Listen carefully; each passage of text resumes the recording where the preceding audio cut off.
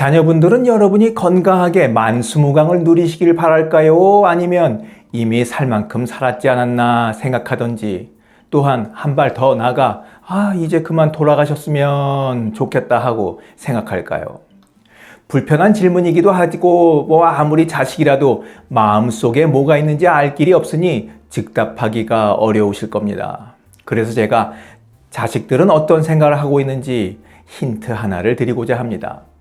몇 년간 끊임없이 SNS를 타고 돌아다니는 괴담이 하나 있습니다. 모 대학 교수가 서울시에 사는 대학생을 상대로 아버지에게 원하는 것이 뭔가 하고 설문조사를 했더니 약 40%가 돈을 원한다고 답했다는 겁니다. 그리고 서울대생을 대상으로 부모가 언제쯤 돌아가시면 가장 적절한가 하고 묻자 63세라고 답한 학생이 가장 많았다는 내용입니다.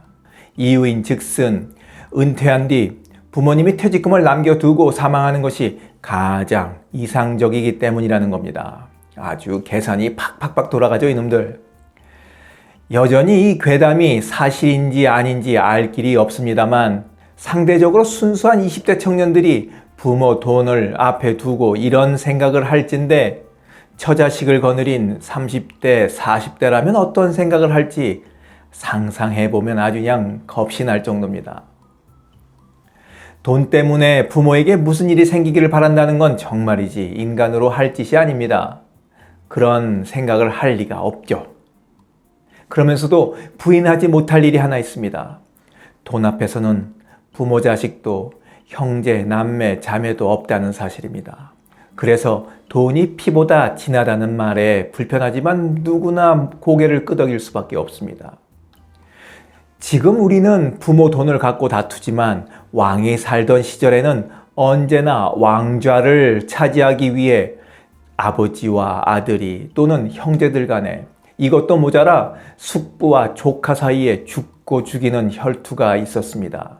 우리가 잘 아는 조선시대 태조 이성계의 아들 이방원이 일으킨 형제의 난이 대표적이지 않을까 싶습니다. 말 난 김에 역사 얘기 좀 잠깐 돌아가서 하시자고요.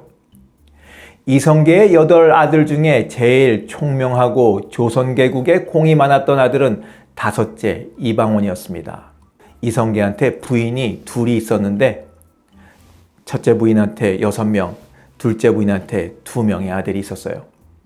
이성계가 고려를 멸하고 다른 나라를 창업하려고 애를 쓸 때 그걸 딱 가로막고 있던 사람이 바로 정몽주였습니다. 그래서 하루는 이방원이가 정몽주를 집에 초대해서 술을 마시다 하여가를 부르죠. 그렇게 하여가를 부르면서 이성계를 막아섰던 정몽주의 마음을 떠봅니다. 하지만 정몽주는 이 하여가의 답가로서 단심가를 통해 자신의 올곧은 고려 왕에 대한 마음을 표현합니다. 이런 정몽주의 뜻을 알아차리고 선주교에서 그를 죽인 사람이 바로 이방원입니다. 조선이 개국한 후 세자가 책봉되었는데 제일 공이 많은 자신은커녕 이복 동생이자 제일 막내인 8번째 이방석에게 후계자의 자리가 돌아갑니다. 이번 일로 전처 소생인 6 형제는 완전히 꼭지가 돌아버립니다. 이에 아버지 태조가 아픈 틈을 타서 이방원이 총대를 메고 정도전 같은 개국공신과 2명의 이복 형제들을 일거에 없애버리고 권력을 장악합니다. 이것이 1차 왕자의 난입니다. 배다른 형제들을 아예 싹 처리해버리는 거죠. 태조 이성계는 이런 난리를 겪으며 권력의 회의를 느끼고 왕위를 둘째 아들인 이방과에게 물려주고 함흥으로 떠납니다. 떠나는 마음이 어땠을까요? 아이고, 이놈의 왕을 괜히 해가지고 그냥 온 집안이 쑥대밭이 됐구나. 이런 생각이 들었지 않겠습니까?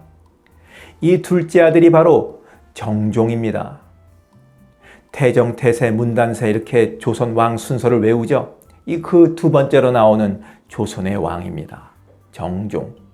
이복 형제들을 죽임으로써 자신의 형이 왕위를 차지했지만 이방원은 성이 차지를 않았습니다. 그리고 여전히 실권을 잡고 있었죠. 아니, 왜 내가 아니고 형이야? 조선 창업을 하는데 아무것도 한 것이 없는 형이 왜 왕이 되는 건데? 이렇게 생각하기는 이방원뿐만 아니라 다른 형제들도 마찬가지였을 겁니다. 그래서 둘째 아들 정종의 왕권을 찬탈하기 위해 넷째 아들 이방간, 회원대군이 제2차 왕자의 난을 일으킵니다. 형을 꺾고 자기가 차지하고 싶은 거죠. 하지만 실권을 쥐고 있던 이방원은 우수한 장수와 병사가 있었고 이들을 이용해 이 난을 가볍게 진압하고 이방간을 유배시켜버립니다. 형제니까 죽이지 않고 그냥 유배시켜버린 거예요. 이로 인해 이방원은 더욱더 실권을 틀어지게 되고 둘째 형인 정종으로부터 2년 만에, 형이 왕이 된 지 2년 만에 양위를 받아 드디어 조선의 왕자리에 오르게 됩니다. 이가 바로 태종입니다. 태정태 할 때 태종입니다. 이렇게 조선 초기에 일어난 왕자의 난을 얘기하다 보니 역사의 우연이 참 묘하다 이런 생각이 듭니다. 태종 이방원의 이 피 튀기는 권력 투쟁이 없었다면, 그래서 조선의 왕이 되지 못했다면 우리 역사에서 가장 위대한 왕인 세종대왕도 없었을 것이기 때문입니다. 세종은 태종 이방원의 셋째 아들이거든요. 참 묘하죠? 자, 다시 본론으로 돌아와서 옛날에는 왕의 아들들이 왕자를 차지하기 위해 이렇게 처절한 싸움을 벌이듯 현대사회에서는 부모의 재산을 놓고 형제, 남매, 자매들이 진흙탕 개싸움을 벌입니다. 최소한 수십억 재산 정도가 있어야 유산을 놓고 싸운다고 생각하시겠지만 전혀 그렇지 않습니다. 아주 천만의 만만의 말씀입니다. 단돈 몇 천만 원 갖고도 의좋았던 부자, 모자지간 또는 형제가 납빛을 바꾸고 원수처럼 싸우고 소송을 벌이는 것이 아주 흔하디 흔한 모습이 되었습니다. 이렇게 아주 그냥 피튀기게 개싸움을 하다 보면 소송 중에 쌓인 악감정과 분이 풀리지 않아 상대를 해코지하겠다는 마음으로 또 소송을 벌이기도 합니다. 이런 소송에는 이겨도 져도 상관없습니다. 그냥 길고 긴 소송을 통해 원수가 된 형제 자매를 괴롭히면 그뿐입니다. 화풀이거든요. 제 친구는 건강에 아무런 이상이 없어 건강하게 잘 지내고 있지만 사람 일이란 알 수 없다는 것이라며 작년 말 배우자와 이제 갓 30대 초반이 된 두 자식들을 불러 앉혀놓고 재산 공개와 함께 서로 간에 합의서를 작성했다고 합니다. 이 친구는 이걸 재산 정리를 했다고 말하더라고요. 자신의 갑작스런 사후에라도 남은 가족들이 다툼 없이 관계를 잘 이어가면서 살기를 위한 마음에서 그렇게 한 것이라고 합니다. 물론 재산 정리를 했다고 해서 지금 당장 재산 모두를 자식들에게 넘겨주는 것은 아닙니다만 최대한 공평하게 나눠서 누구 하나라도 섭섭함이 없도록 해주겠다는 의지를 피력한 것은 물론이고 그 내용을 구체적으로 유서에 담았고 또 자식들도 이를 확인하고 서명했답니다. 해가 바뀌어서 내용 수정이 필요하면 또 한자리에 모여 서로의 생각을 주고받고 업데이트를 하기로 했답니다. 흔치 않은 일이죠. 자식이 재산 때문에 부모 죽기를 기다리고 또는 부모 중 한 분이 돌아가셨을 때 부모 중 남은 한 분과 유산 배분을 두고 다투는 세태. 가족을 위해 열심히 모은 돈이 복수를 하는 걸까요?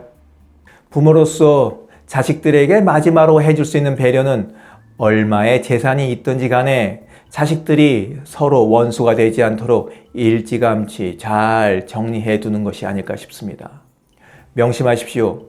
돈은 피보다 진합니다. 이것이 끔찍한 돈의 심리 중에 하나예요. 영상을 보신 모든 분들이 재산으로 인해서 자녀들이 서로 간에 원수가 되지 않기를 바라며 오늘 이야기 마치도록 하겠습니다. 돈의 복수, 그거 막아야 합니다. 지금까지 원더풀 인생 후반전이었습니다. 감사합니다.